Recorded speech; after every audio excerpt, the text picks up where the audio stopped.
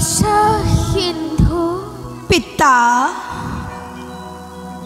দেশদেশীন পিতা মাতাৰ আচলৰ ধন কচোন বাসা পিতা পিতা পিতা কিমান দূৰনো পালোহি আমি পিতা বাসা আমি এতিয়া পিতা আমি এতিয়া অযোধ্যাৰে দক্ষিণ প্ৰান্তৰে সীমামূৰীয়া অৰণ্যৰ মাজত বাসা আই তই আমাৰ জীৱনৰ একমাত্ৰ সম্বল বাসা মাতৃ হৈ নেদেখিলো নিজ পুত্ৰৰ মুখ আই কেনে গলি আই কেনে গলি বাসা আই শুন আই মোৰ কাষলৈ স্পৰ্শ কৰোঁ তোৰ সুকোমল দেহা আনন্দ লভুৱে দুখিনী মাতৃ আই বাসা তই আৰু আমাৰ বাবে কিমান কষ্ট কৰিবি বাসা কিমান কষ্ট কৰিবি সঁচা কথা বাসা পিতা আমি তোৰ গলগ্ৰহৈ কিমান যে শাস্তি দিছোঁ বাসা কিমান যে শাস্তি দিছোঁ নহয় পিতা নহয় আই তোমালোকে তেনেকৈ নকবা মোক পিতৃ মাতৃৰ চৰণ সেৱা কৰাটো পুত্ৰৰে জানো একমাত্ৰ কৰ্তব্য নহয় তোমালোকৰ সেৱা কৰাটো মোৰ বাবে যে কিমানেই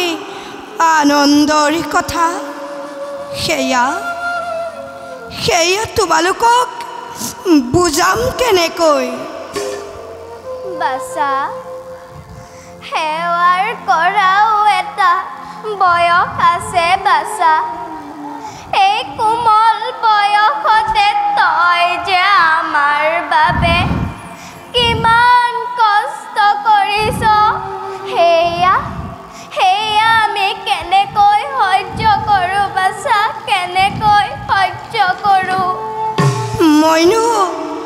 কি কষ্ট কৰিলোঁ আই বাসা যি পিতাৰ বাবে বাসা যি পিতাৰ বাবে বিনন্দা সৃষ্টি দেখিলোঁ আৰু যি মাতৃয়ে মোক 10 মাহ 10 দিন গৰ্ভত ৰাখি নিজ বক্ষৰ অমৃতেৰে মোক ডাঙৰি কৰিলে তাৰ প্ৰতিদান জানো কোনো পুত্ৰই জীৱনত খুজিব পাৰিব নোৱাৰে কেতিয়াও নোৱাৰে আই তই বৰে ডাঙৰ ডাঙৰ কথা ক'বলৈ শিকিলি বাসা পিতা এৰা জীৱনে শিকাইছে তোৰ যে সময়ত তোৰ লগৰ সমনীয়াই অসী ধেমালিৰে ৰং ৰহস্যৰে জীৱন সংগ্ৰাম কৰিছে সেই সময়ত তই আমাক জীয়াই ৰাখিবলৈ জীৱন সংগ্ৰাম কৰিছ পিতা খাবিয়ে বননিয়ে ফল মূল বিচাৰিছ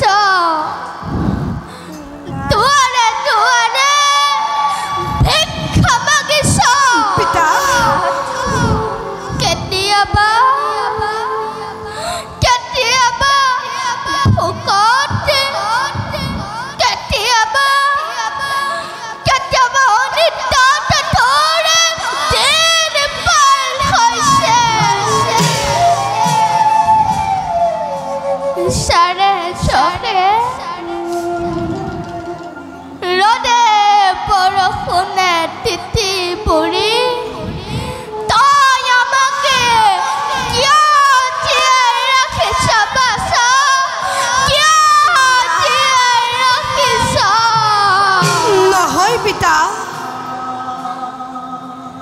অন্ধ হলেও তোমালোকৰে প্ৰচায়াত থাকি মই বৰে শান্তি পাওঁ পিতা তোমালোকৰ অবিহনে মই নিথৰুৱা হৈ পৰিম পিতা বাছা বুলি শুনো যেতিয়া এষাৰি মাত তেতিয়া শ্যামৰে হাত পৰি যায় পিতা পিছে পিতা আৰু আই ব'লা যাওঁ আমি নিজ লক্ষ্যস্থানে শুন বাছা পিতা তইতো কৈছিলি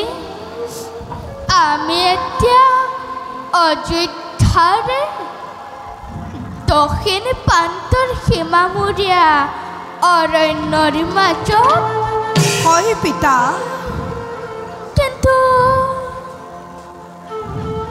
কিন্তু কথা শুনা নাই কোনো পশু পক্ষীৰ মাত সন্ধিয়া নামি আহিল নেকি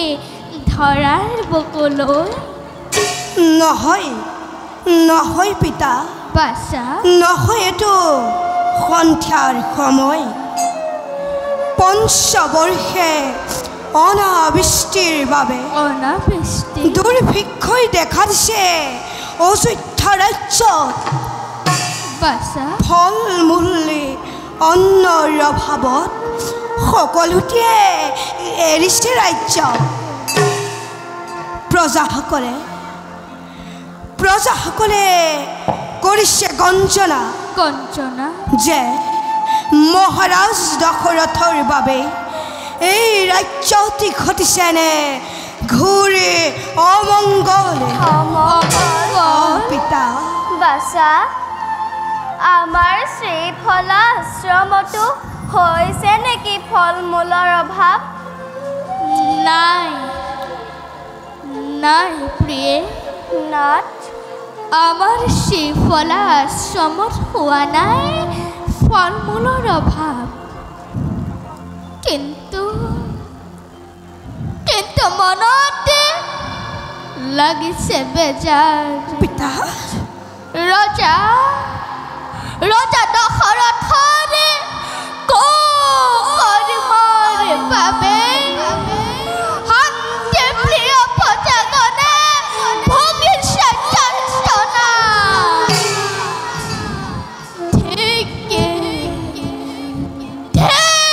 ৰজা দশৰথ তোৰ জীৱন পবিত্ৰ ইক্ষাকুকুলত জন্ম লভি অপবিত্ৰ তই কৰিলি বংশ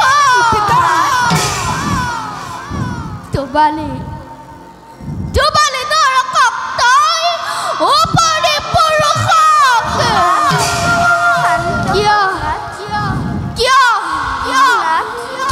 তই ৰাজনন্দ কৰিয়া সাধাৰণ কিয়